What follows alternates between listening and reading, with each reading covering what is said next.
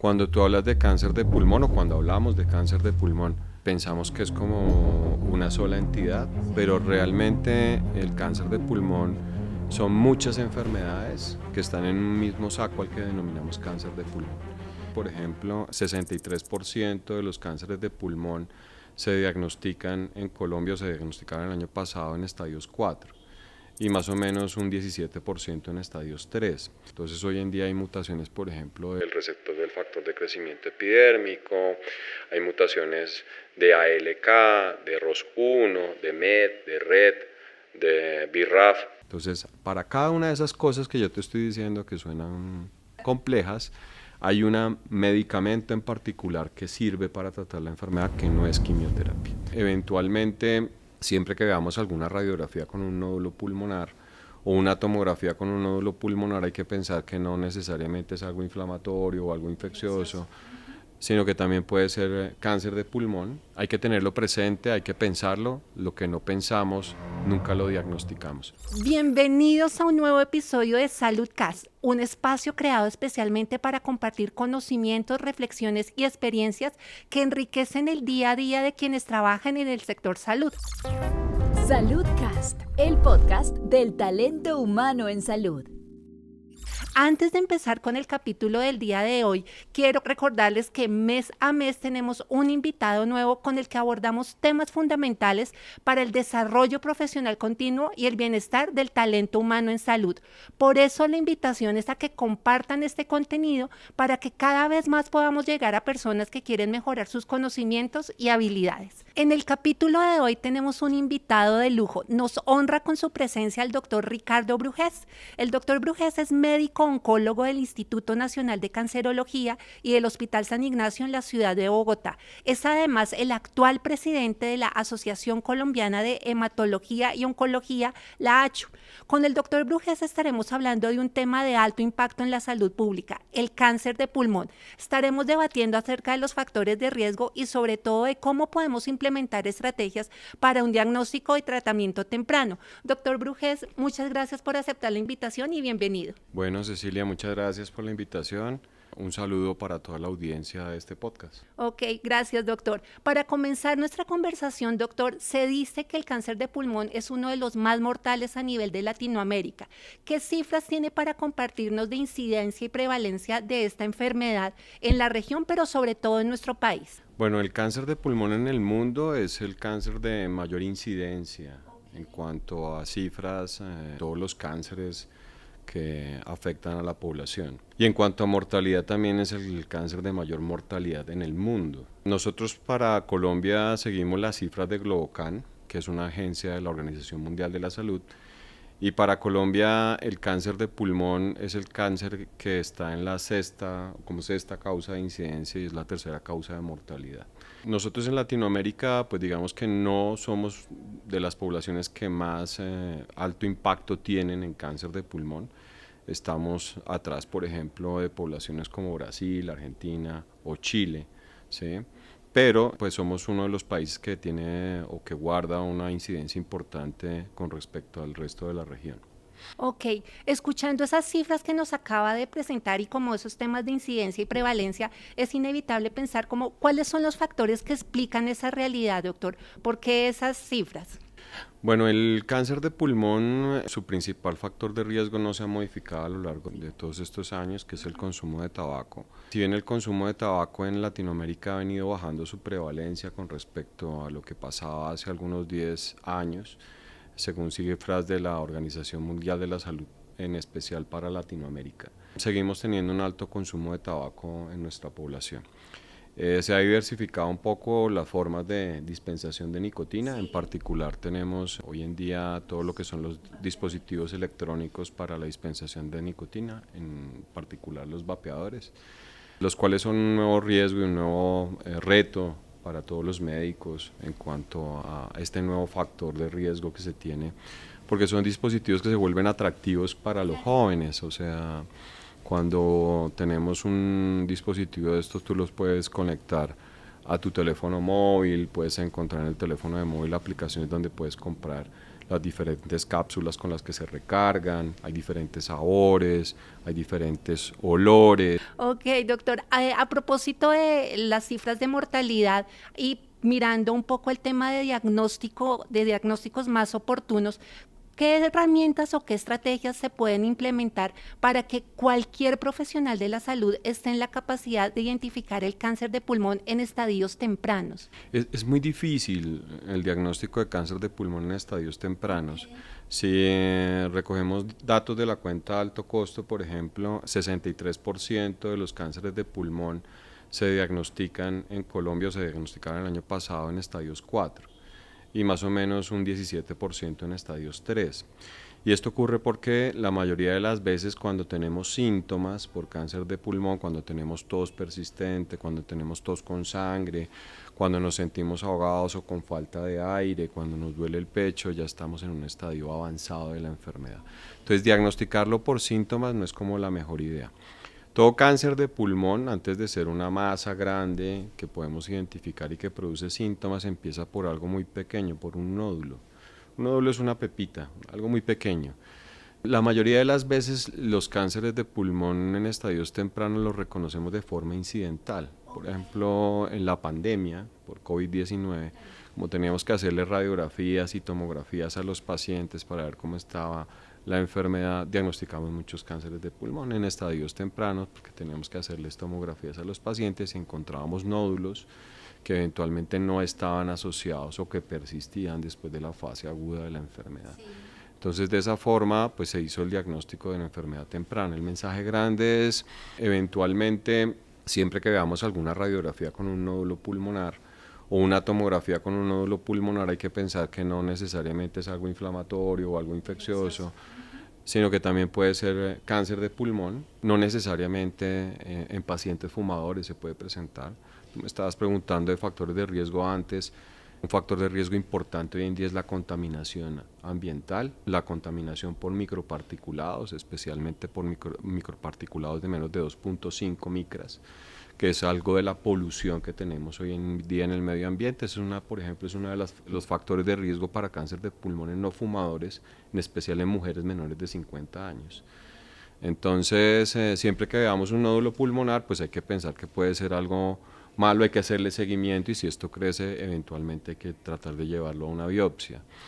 En nuestro país no tenemos implementados programas de tamizaje. Tamizaje, a ese punto iba, doctor. Sí, pero eventualmente pues la idea es mirar si como una política de Estado más adelante logramos tenerlo. Las guías que se implementaron hace más de 12 años para el manejo de cáncer de pulmón lo contemplan, pero pues hasta hace muy poco tenemos códigos CUPS para un TAC de baja dosis. Entonces, pues estamos tarde. A propósito de eso que menciona de los programas de tamizaje, ya sabemos su relevancia, pero ¿qué características debería tener un programa de tamizaje en cáncer de pulmón para que sea muy efectivo? Los programas de tamizaje en cáncer de pulmón que son más efectivos son en población que consideramos de alto riesgo. Las poblaciones de alto riesgo por lo general son pacientes mayores de 50 años. El cáncer de pulmón es mucho más frecuente, más o menos hacia los 63, 69 años. Es como el promedio donde más frecuentemente se encuentra. Esos programas o la mayoría proponen hacer tamizajes entre los 50 y los 75 años en pacientes que tienen alto consumo de tabaco. Se habla más o menos de 20 paquetes al año por encima, o en pacientes que sigan fumando o que hayan dejado de fumar hasta 15 años atrás. Esa sería la población de alto riesgo que uno eventualmente podría considerar para hacer un programa de tamizaje. ¿Qué nos puede contar un poco más de los vapeadores, doctor? Esta pregunta va enfocada porque dentro de nuestra audiencia no solo tenemos profesionales de la salud, sino también público en general. El vapeador cambió un poco la dispensación de nicotina. Digamos que los cigarrillos contienen nicotina. La nicotina es altamente adictiva. La adicción se produce porque estimula unos receptores a nivel del cerebro. Son los receptores de dopamina que te dan sensación de placer y de bienestar y de tranquilidad. Entonces, estos dispositivos electrónicos lo que hacen es sustancias líquidas, las calientan a una temperatura muy alta y hacen que esas sustancias líquidas se conviertan en vapor, que es el que se inhala. Estas sustancias tienen nicotina en una gran concentración, y al tener nicotina en una gran concentración, pues lo que hace es que eventualmente se vuelven adictivos para las personas que lo fuman. Se ha discutido mucho si tienen el mismo riesgo que fumar, que la combustión del tabaco, que es lo que se produce en un cigarrillo convencional, pero sí tienen sustancias que son carcinogénicas, ¿sí? Dentro de ellos los diluyentes que utilizan, por ejemplo, para que se puedan estas soluciones poder hacerse volátiles y que sean inhaladas. Dentro de eso, por ejemplo, hay diluyentes asociados con el glicerol o con la glicerina que se pueden transformar en reconocidos carcinógenos, como por ejemplo el formaldehído o el acetaldehído. La misma combustión del glicerol puede producir acroleína, que también es un carcinógeno. Y la resistencia que hace que se caliente esa sustancia, al degradarse, libera ciertos metales pesados como el cadmio, como el plomo, ¿sí? Como el cromo, que eventualmente también son carcinógenos. Si bien no tiene tanto contenido el cigarrillo electrónico como lo tiene el cigarrillo convencional de nitrosaminas, también tienen nitrosaminas que son potencialmente carcinogénicas. Entonces, a pesar de que pensamos que no es tan carcinógeno, porque es lo que es el mensaje que nos han llevado, entre comillas, las compañías tabacaleras, que son las que invierten hoy en día en cigarrillos electrónicos, sí son carcinogénicos. Entonces, pues hay que tenerlo en cuenta, tiene un potencial de carcinogénesis y es un reto y es un desafío hoy en día para la población. Quienes más tienen estudios de consumo de cigarrillos electrónicos es la población en los Estados Unidos. Se cree que población joven puede tener hasta un 19% de acceso a este tipo de dispositivos electrónicos para dispensación de nicotina. En Latinoamérica no está tan medido. Sabemos, por ejemplo, que en Colombia, en alguna encuesta que tuvimos en población joven, por ejemplo, tenemos de este tipo de dispositivos hasta más o menos un 20%. Y sabemos que el consumo puede ser muy igual tanto en hombres como en mujeres. Entonces, pues, digamos que es un desafío de salud pública. Ya hay una norma que lo regula, que salió el año pasado. Es una norma que tiene que estar reglamentada, es decir, falta reglamentarla, pero la ley 2354 del 2024 ya pues es una ley que establece pautas o que da un pie para empezar la regulación, sobre todo para menores de edad. Ok, doctor, ya hemos hablado de factores de riesgo, hemos hablado del diagnóstico temprano, ahora movámonos al terreno del tratamiento. ¿Qué nuevos avances hay en el tratamiento del cáncer de pulmón? Muchísimos, muchísimos. Yo creo que en cáncer es una de las patologías que más ha avanzado en los últimos 10 años. Cuando tú hablas de cáncer de pulmón o cuando hablamos de cáncer de pulmón, pensamos que es como una sola entidad, pero realmente el cáncer de pulmón son muchas enfermedades que están en un mismo saco al que denominamos cáncer de pulmón. El entendimiento de la biología molecular del cáncer ha hecho que podamos subtipificar el cáncer de pulmón. Entonces, cuando hablamos de cáncer de pulmón nos toca ponerle un apellido. Ese apellido normalmente nos diferencia dos grupos grandes de cáncer de pulmón, uno que denominamos de célula pequeña, otro que denominamos de célula no pequeña, y dentro de ese de célula no pequeña, que es el más frecuente, tenemos un tipo que se llama adenocarcinoma. Ese adenocarcinoma tiene una serie de mutaciones en particular, y esas mutaciones en particular son las que permiten que demos medicamentos específicos. Exacto, medicamentos target o dirigidos. Entonces, en cáncer de pulmón, en los últimos 10 años hemos descubierto una serie de medicamentos que denominamos inhibidores de tirosina quinasa, que han permitido dar un tratamiento específico para ese subtipo de cánceres de pulmón. Entonces, hoy en día hay mutaciones, por ejemplo, del receptor del factor de crecimiento epidérmico, hay mutaciones de ALK, de ROS1, de MET, de RET, de BRAF. Entonces, para cada una de esas cosas que yo te estoy diciendo que suenan complejas, hay un medicamento en particular que sirve para tratar la enfermedad, que no es quimioterapia. Pero para algunos pacientes que no tienen esas mutaciones, hoy en día podemos combinar quimioterapia con inmunoterapia. Entonces, la inmunoterapia, que es una serie de medicamentos que hacen que se estimule el sistema inmunológico para que pueda hacer que linfocitos reconozcan el tipo en particular de cáncer, reconozcan esa célula y la destruyan. Hoy en día lo tenemos disponible para el tratamiento en cáncer de pulmón. Fuera de eso hemos avanzado en técnicas de diagnóstico molecular para tratar de precisar mejor la enfermedad. Tenemos técnicas de diagnóstico en imágenes, tenemos PET, tenemos resonancia. Podemos hacer biopsias líquidas en sangre y eso está disponible en Colombia para detectar esas mutaciones. Y escuchándolo, doctor, es inevitable pensar en las particularidades de nuestro sistema de salud.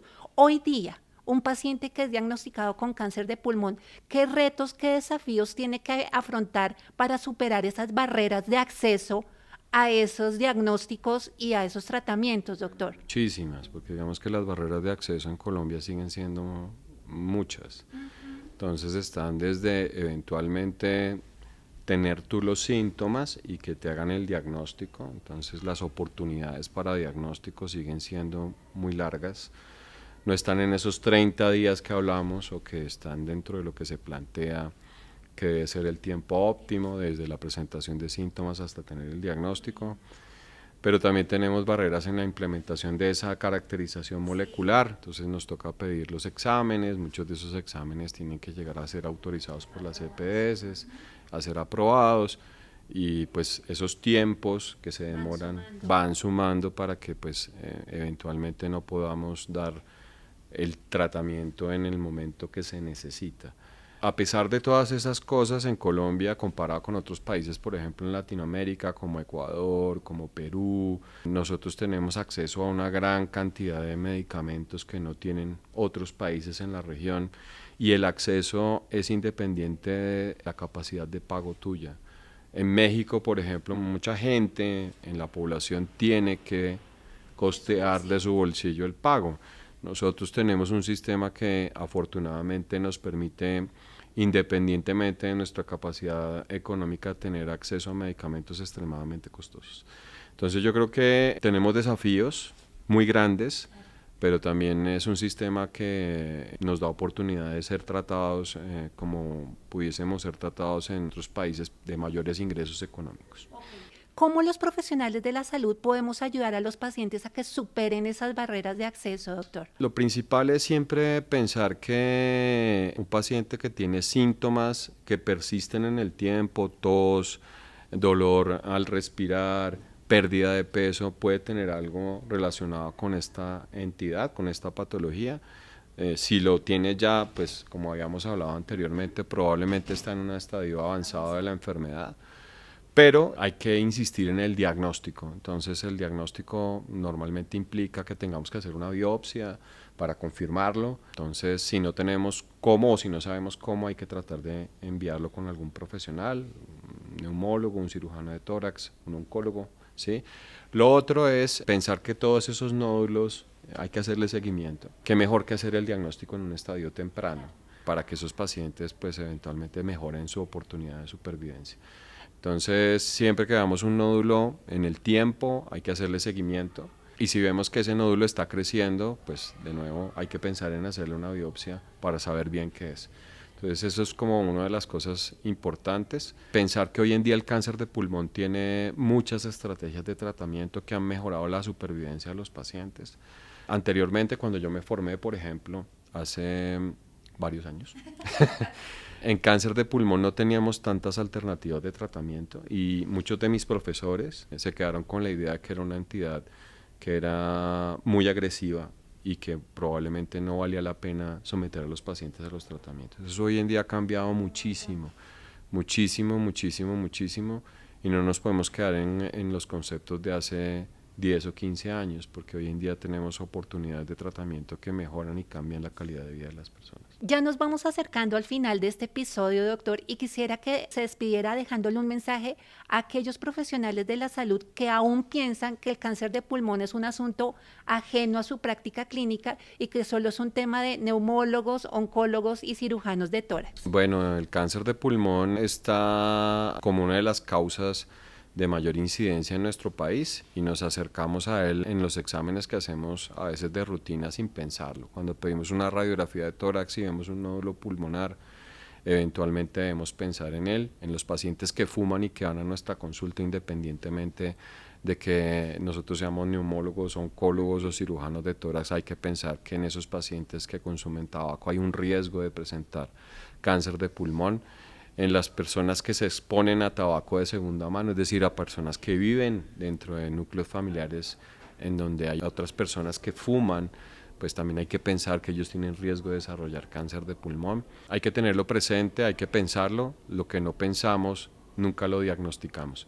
Entonces los invito a todos los profesionales que nos acompañen en esta labor de tratar de identificar de forma más temprana el cáncer de pulmón en nuestra población, y en aquellas personas en las que se ha identificado de forma tardía, los invitamos también a que nos lo remitan para darles un tratamiento oportuno. En Colombia tenemos acceso a mucha tecnología, probablemente el próximo año mucho más, y es probable que podamos mejorar la calidad de vida de nuestros pacientes. Doctor, pues muchas gracias por acompañarnos en este episodio. Ha sido un verdadero placer compartir con usted este tiempo. Gracias por sus respuestas tan claras y por habernos apoyado con esta iniciativa. Bueno, muchas gracias. A ustedes, muchas gracias por elegirnos. Recuerden seguirnos en Spotify y en YouTube, compartir este contenido con amigos y colegas. Un abrazo y hasta una próxima oportunidad. Saludcast, el podcast del talento humano en salud.